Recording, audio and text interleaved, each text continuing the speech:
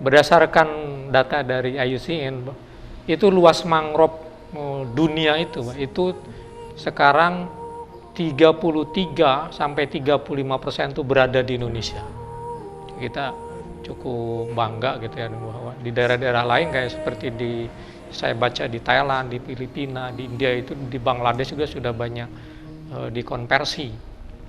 Bahkan untuk jenis spesies pun, ya, spesies mangrove terbanyak di negara kita karena kita iklimnya iklim tropis, sehingga untuk spesies saja kita memiliki hampir 50 spesies. Kalau di Indonesia itu diadakan, saya pernah juga membaca sebuah penelitian, itu hampir 50 spesies yang ditemukan dari Sabang sampai Merauke.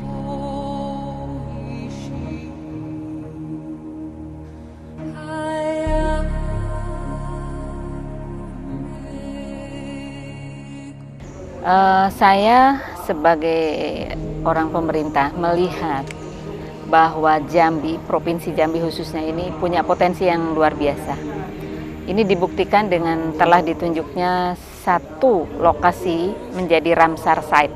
Nah, ini sayang sekali kalau pemerintah daerah tidak aware, dalam hari ini tidak menyambut terhadap kegiatan-kegiatan dalam upaya penyelamatan lahan basah. Lahan basah itu tidak hanya gambut ataupun mangrove, tetapi yang berkaitan dengan air ya, khususnya juga perairan karang kalaupun ada, kemudian lamun, padang lamun, kemudian juga rumput laut dan habitat-habitat burung migran terutama.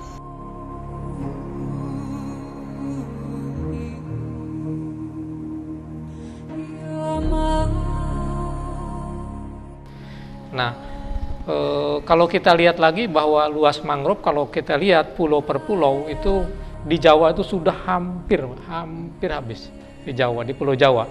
Tinggal Pulau Sumatera, terutama pantai timur Jambi yang masih lumayan, ditambah dengan Irian atau Papua. Itu harapan terakhir kita, tinggal dengan pantai timur Sumatera dan Papua. Itu yang menjadi stok, istilahnya itu benteng terakhir yang harus kita lestarikan.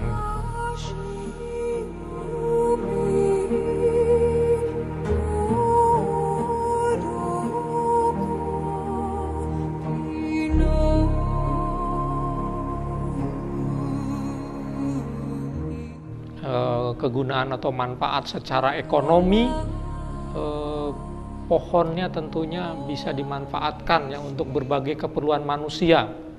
Buahnya itu sudah ada beberapa ahli farmakologi meneliti bahwa buah mangrove itu mempunyai khasiat, di mana secara ekologi mangrove dia merupakan penyedia bahan makanan, sehingga ekosistem mangrove itu disebut dengan feeding ground atau tempatnya mencari makanan bagi hewan-hewan atau biota, sebagai tempat mengasuh anak-anak ikan atau biota lainnya, seperti misalkan ada ikan, udang, kepiting, dan beberapa jenis hewan lainnya.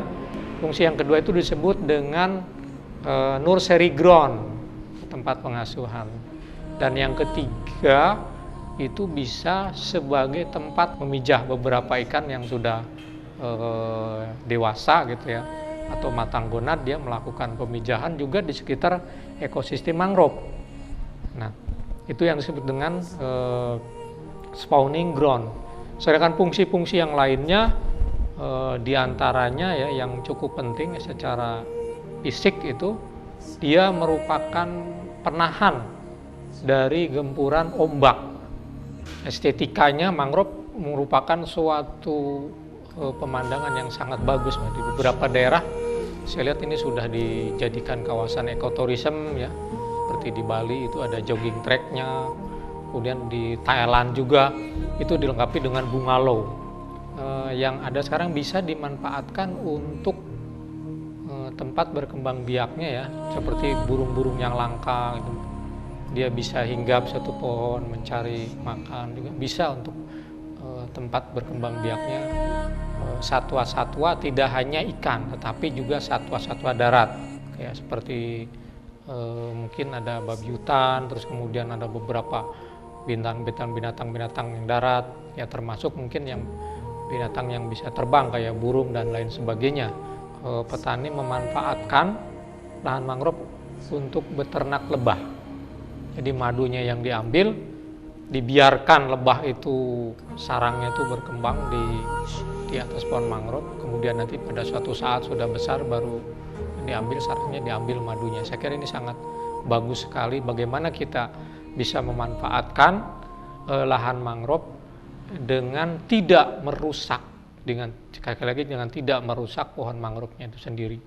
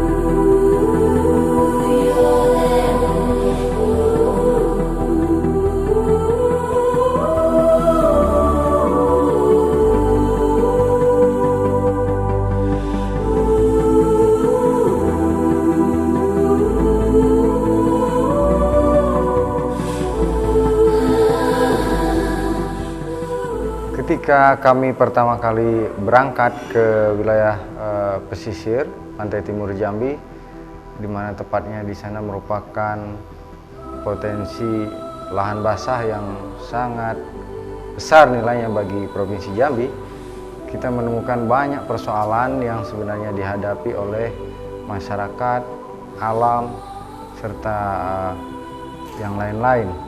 Jadi berangkat dari pemikiran pertama, sebenarnya dari kenyataan yang pertama-tama juga kita temukan di sana, ada persoalan abrasi yang cukup memprihatinkan, di mana abrasi yang terjadi di pesisir pantai timur Jambi itu sudah mencapai ke area atau lahan-lahan perkebunan kelapa rakyat. Seperti yang bisa kita lihat, banyak tunggul-tunggul kelapa atau batang-batang pohon kelapa yang sudah berada tepat di pinggir laut atau bahkan sudah ada yang di tengah laut. Kalau ketika kita datang ke sana, air masih pasang.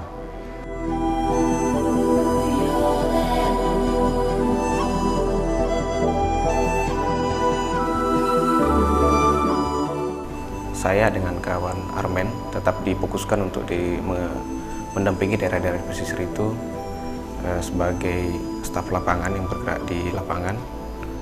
Ketika pertama kali melihat daerah situ, pada awalnya memang saya terkejut. Kenapa saya bilang terkejut? Kita dapat beberapa fakta atau data seperti di Desa Sungai Cemara yang nantinya kita jadikan sebagai pusat untuk areal rehabilitasi mangrove dan tambak sipopiseris.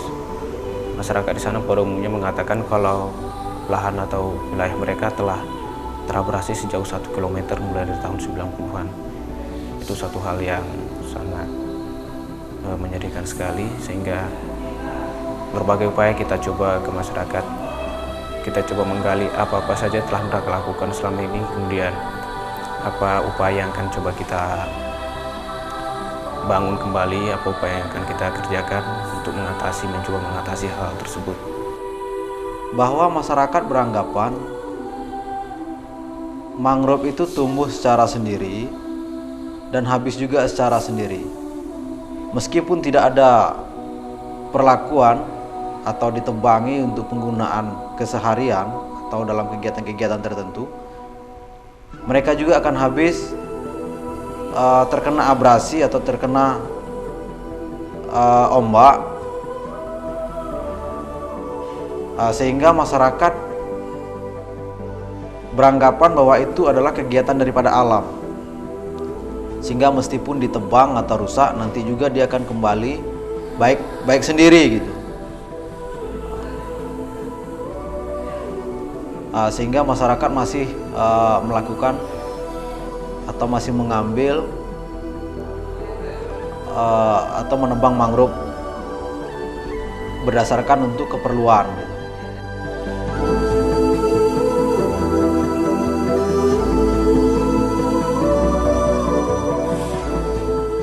Kerusakan itu disebabkan oleh dua faktor. Yang pertama itu adalah kerusakan yang dikibarkan oleh alam. Dengan adanya gelombang yang cukup besar pada beberapa musim tertentu, itu menimbulkan abrasi dan tekanan yang sangat besar bagi vegetasi mangrove yang berada di sepanjang pesisir pantai timur Jambi. Kemudian juga ada tekanan atau tenaga perusak dari faktor manusia dengan cara memanfaatkan atau mengambil atau menebang kayu api-api atau bakau, baik itu untuk penggunaan kayu bakar maupun untuk beberapa proses proyek pembangunan, seperti misalnya pembangunan pintu air di mana dibutuhkan kayu api-api yang cukup banyak. Juga untuk pembangunan jalan, biasanya kayu api-api juga digunakan untuk galar-galar sebagai fondasi dasar untuk pembangunan jalan itu sendiri. Di samping itu, secara tradisional masyarakat pesisir juga memanfaatkan kayu api-api untuk atau sebagai alat tangkap nelayan tradisional yang biasa disebut di tingkat lokal, yaitu nelayan belat. Jadi untuk memasang jaring belat, mereka menggunakan tiang-tiang pancang yang berasal dari kayu api-api. Memasang satu jaring belat itu dibutuhkan 300 batang kayu api-api. Sementara dalam satu tahun itu terdapat 2 kali musim tangkap ikan. Jadi dalam satu tahun itu untuk satu jaring belat saja dibutuhkan 600 batang kayu api-api. Sementara dari hasil survei kita juga bahwa di salah satu desa itu pernah kita temukan lebih daripada 30 alat jaring tangkap belat itu sendiri, sehingga bisa kita kali-kalikan, maka dalam satu tahunnya ribuan kayu api-api hilang di wilayah pesisir pantai timur Jambi. Nah, kerusakan ini lebih mempercepat terjadinya proses abrasi atau hilangnya wilayah daratan di wilayah pesisir.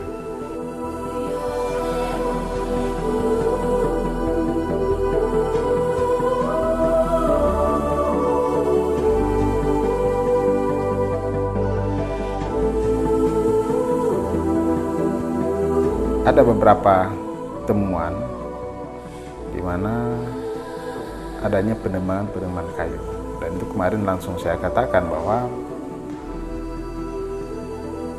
ini dilarang oleh pemerintah. Ada peraturan yang mengatur tentang larangan-larangan ini.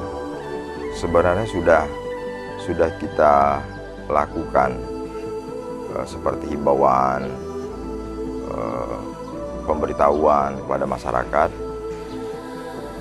tapi sepertinya itu tidak membuat mereka berhenti untuk mengambil atau merusak hutan itu. Waktu mulai saya buka daerah sini Pak, Desa Sungai Cemara ini, mulai tanggal 7 bulan 7 tahun 70, saya diberikan izin oleh Datuk Pesira, Kepala Marga Berbak Kecamatan Neva Panjang, untuk membuka desa ini pada waktu itu. Jadi sampai sekarang sudah 38 tahun lamanya kita buka Pak. Yang saya rasakan mulai semenjak saya masuk, banyak cobaan-cobaan saya alami dan rintangan-rintangan saya lalui. Tapi alhamdulillah, semua segala rintangan saya dan cobaan saya masih bertahan menerima, artinya apa adanya. Saya artinya syukur, bersabar kepada Tuhan Yang Maha Kuasa. Ya, sampai sekarang desa kami ini mulai pada waktu itu desa kami ini sudah ramai Pak penduduknya. Kalau tidak salah, tahun 78 sudah mencapai penduduk Desa Sungai Cemara sebanyak lebih 2.000 penduduk. Tapi sampai sekarang hanya tinggal kalau tidak salah sekitar 500 penduduk lebih. Oleh karena apa? Pertama-tama pinggir pantai kita ini sudah kena abrasi. Gara-gara itu Pak, ya artinya desa kami ini selalu ditenggelangi oleh air asin. Jadi masyarakat banyak dulunya itu Pak. Karena dulunya desa Sungai Cemara ini termasuk desa pertanian padi. Jadi oleh karena ditenggelamkan oleh air asin, maka penduduk itu berpikir mencari tempat yang lain. Karena padi itu sudah mati diserang oleh air asin. Tentunya kalau habis ini Pak, seperti rumah ini, mau apa? Mau tak mau saya angkat. Apa angkat saya ke rumah, ke darat? Apakah saya pindah entah ke mana? Nah, itu saya tidak tahu Pak, itu Allah yang tahu. Kalau habis pantai ini, apa kita kerjakan?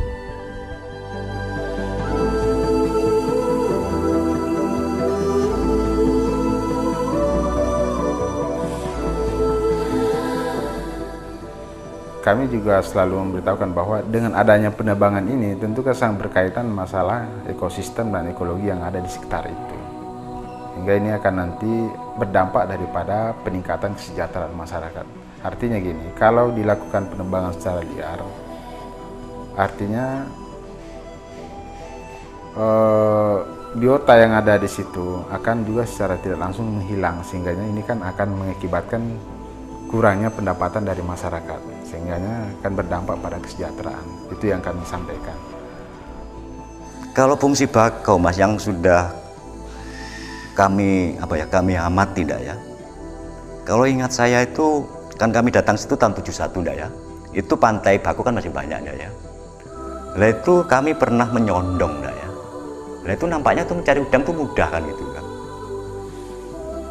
Atau mencari ikan itu agak mudah. Nah, lantas kedua kalinya itu menengok air kolam yang kami minum yang dulu-dulu ya, itu nampaknya tidak ada menimbulkan efek sampingan gitu ya. Kalau untuk sekarang nih kok, kalau tidak direbus betul-betul merasa serak-serak gitu kalau air kolam gitu. Lantas kedua kalinya sekarang tuh kalau bawa sondong ke pantai mencari udang tuh kok sulit. Nah, dalam pendapat kami itu kemungkinan ya, karena kami memang pernah kan kami sering juga Mas berkecimpung di pantai itu ya. di situ tuh. Setelah itu kan setelah pasang besar gitu dah ya, di situ kan ada air yang ketinggalan. Nah, di situ ternyata kok banyak udang yang menetas. Pertama kali ke sini setahu saya bakau itu dulu memang besar-besar. Kemudian selalu dibuat arang sama masyarakat. Kelapa ini belum ada ditanam. Jadi hanya yang diincar orang ya hanya tanaman bakau itu. Kemudian bakau itu sangat mudah untuk dijadikan kayu api. Asal sudah dipotong-potong, dibelah begitu langsung dibakar saja langsung menyala. Itulah pilihan orang waktu itu, penduduk tahunya kayu bakau itu untuk kayu api, buat arang, untuk kepentingan rumah tangga, misalnya membuat kandang atau membuat dapur, kepentingan penduduk ini buat tiang rumah, gitulah. Kalau mangrove itu Pak, kalau saya rasakan manfaatnya banyak Pak. Kalau kita merehat rumah, kita bisa juga ambil yang sebagian untuk memakai alat rumah. Ya seandainya kita mau masak kurang kayu, kita bisa pakai masak, banyak Pak kegunaan. Kalau dimasak itu mau tak mau ditebang satu-satu, bukan di semuanya. Yang kita anggap tidak merusak kita. Kalau bagi saya Pak, cuma itulah saya tahu. Yang lain tidak ada yang tahu Pak. Mungkin banyak yang lain kegunaan, tapi belum tahu. Menurut saya, setelah saya berada di lapangan yang saya temui itu, salah satunya adalah itu masih rendahnya ilmu pengetahuan masyarakat terhadap pentingnya mangrove. Sedikit sekali keyakinan saya terhadap masyarakat untuk tidak menebangi atau tidak merusak mangrove. Hal ini akan dilakukan oleh masyarakat karena saya melihat mangrove atau kayu api-api itu masih dibutuhkan oleh masyarakat dalam kehidupan sehari-hari. Saya menganggap bahwa mangrove itu sangat dibutuhkan sekali keberadaannya di tepi pantai sebagai benteng bagi kehidupan dan menjaga lingkungan untuk masyarakat di tepi pantai, khususnya Tanjabung Timur gitu yang berbatasan langsung dengan laut. Karena itu memang bermanfaat bagi kepentingan masyarakat atau kepentingan lingkungan ini supaya tidak tercemar atau oleh amukan air asin atau gelombang. Maka itulah kami punya pikiran dulu untuk melestarikan hutan pantai tanaman mangrove ini. Dengan secara berkelompok waktu itu kami prihatin dengan keadaan lingkungan. Kami bergerak di reboisasi hutan pantai adalah tanaman mangrove karena waktu itu dalam keadaan yang sudah kritis kena abrasi yang dimakan oleh alam atau gelombang besar, maka lahan kritis ini, daerah pantai, kami berusaha untuk menghijaukan lagi. Ya nampaknya pemerintah punya perhatian dengan kami, dengan kelompok kami, maka kami dapatlah penghargaan Kalpataru.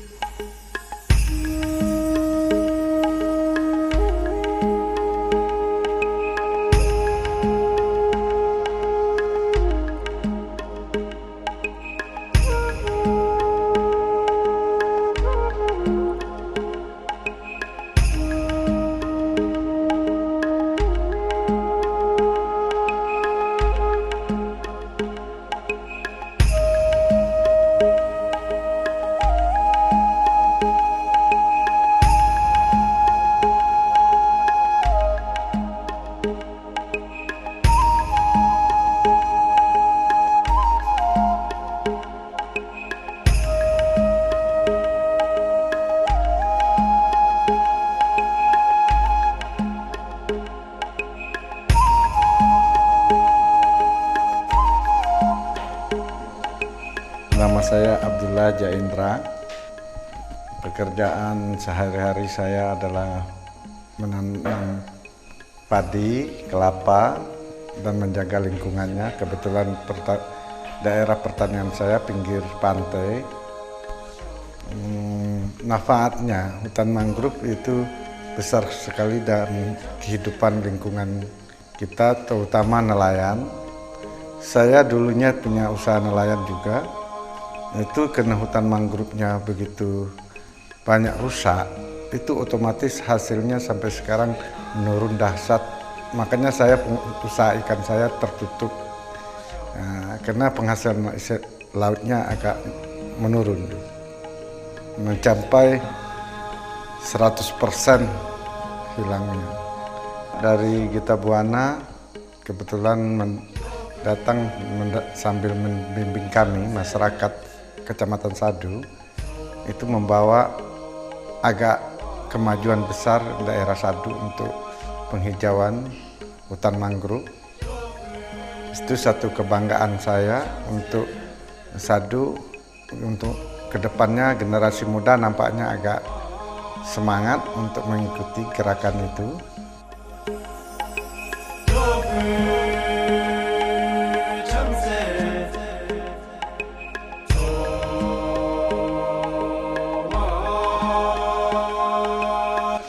Saya ingin memajukan daerah ini dan mengajak semua generasi muda dan pemerintah daerah untuk melestarikan alam Tanjab Timur ini lebih baik daripada sekarang.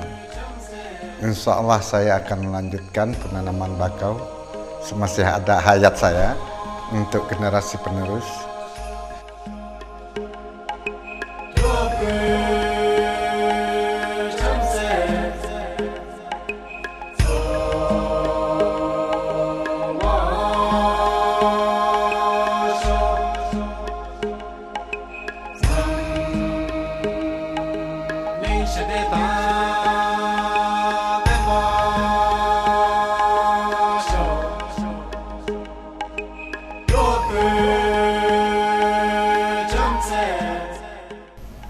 Upaya-upaya yang kita lakukan selain pendampingan secara intens setiap bulan, pertemuan kelompok, kita juga coba diskusi personal karena saya pikir hal itulah yang lebih bisa menyadarkan mereka tentang apa yang sudah terjadi di desa mereka, apa yang mereka hadapi, dan apa yang akan coba kita lakukan untuk mengatasi hal-hal tersebut.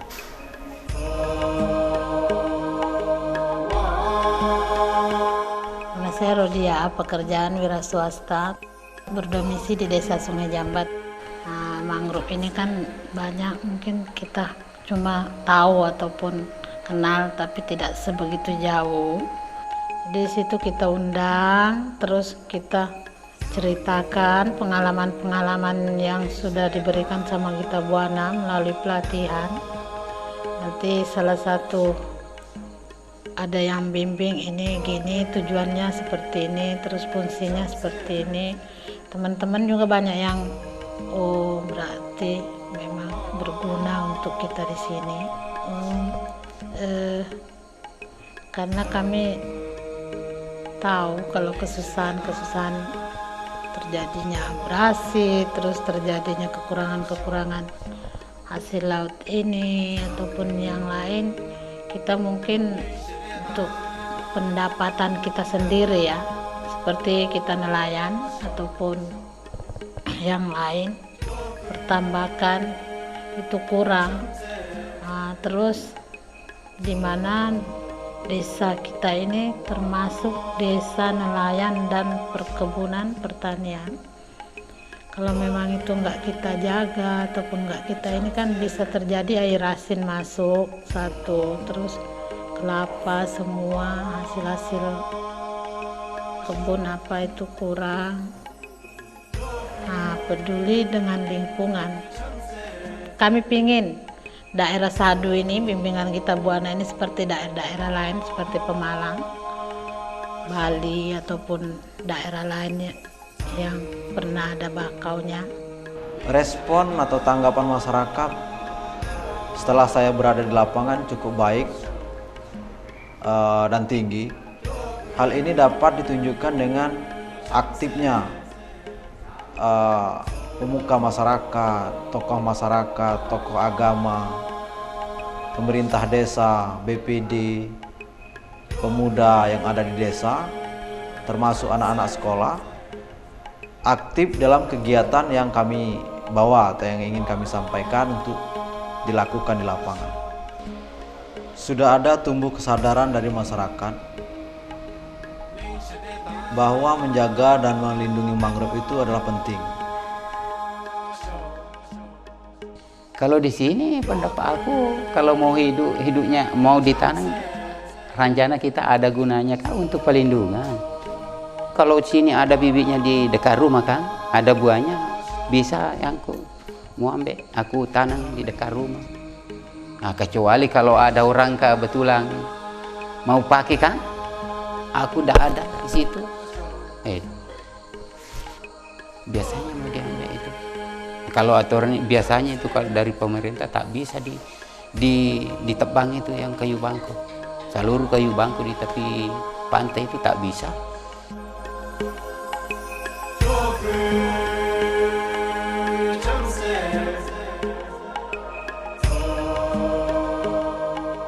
Dengan adanya kumpulan yang difasilitasi oleh Yayasan Gita Buana, terus terbentuklah kelompok yang namanya kelompok KSTB sesuai dengan studi banding tahun 2006 itu di Jawa Tengah. Nah, itulah yang kami kembangkan ke pemuda. Salah satunya mengajak pemuda, mengajak pemudi, mengumpulkan, kumpul-kumpul sambil minum teh, minum kopi. Akhirnya ya tercetuslah kebersamaan untuk menjaga lingkungan ini. Kalau itu mereka tidak dilestarikan dan tidak dijaga oleh pemuda, otomatis akan terjadi bencana nanti di sini. Apakah itu abrasi? Akhirnya kalau sudah ternyata sampai di sana nanti perkebunan kelapa, perkebunan sawit ataupun daerah pertanian itu akan otomatis penghasilan penduduk, penghasilan masyarakat itu akan nanti berkurang. Kalau ini tidak ada lagi, nah kemana lagi kami harus mencari kehidupan yang lebih baru. Artinya kami tetap mempertahankan ini, tetap berupaya menjaga kelestariannya ini. Selain itu juga kita coba dalam program mengikut sertakan anak-anak untuk baik itu dalam hal pembibitan, terus hal penanaman. Selain itu kita coba juga memberikan masukan berupa pembelajaran tentang apa itu lahan basah, apa itu mangrove, apa itu tanaman bakau. Selain di sekolah, kita juga secara interpersonal kita ajari mereka, kita bawa mereka ke lapangan untuk ikut melihatnya. Nah, ini upaya bagi kita agar jangan hanya orang-orang yang sudah tua, tapi generasi muda juga tetap kita ikutkan dalam kegiatan program ini.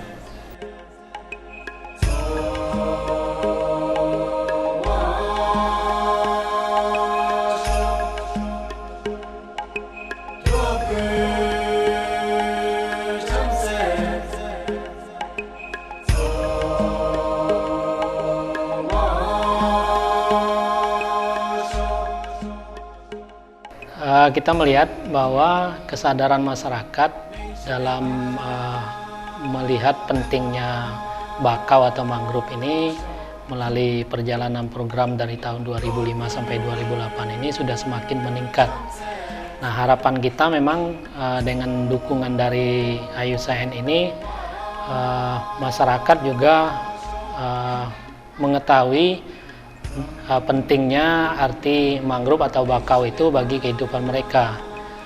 Dengan adanya bakau, dengan adanya mangrove, ketersediaan pakan bagi ikan, bagi hewan-hewan laut juga bisa disediakan oleh kawasan mangrove ini, sehingga memang dalam menangkap ikan masyarakat juga tidak terlalu jauh lagi daerah jelajahnya ke laut lepas, karena memang ketersediaan ikan dan hewan-hewan laut lain yang mendatangkan ekonomi tinggi bagi masyarakat tersedia di sekitar mereka.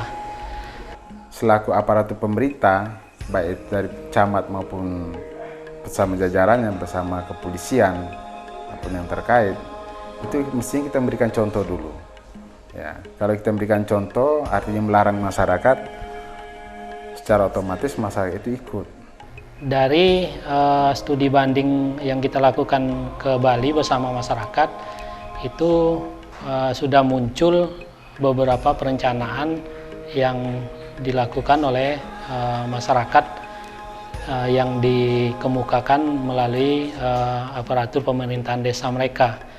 Yang konkret adalah mereka juga ingin melakukan upaya pembibitan mangrove seperti yang sudah dilakukan Gita Buana di 3 desa, yaitu Sungai Jambat, Desa Sungai Itik, dan Desa Sungai Cemara.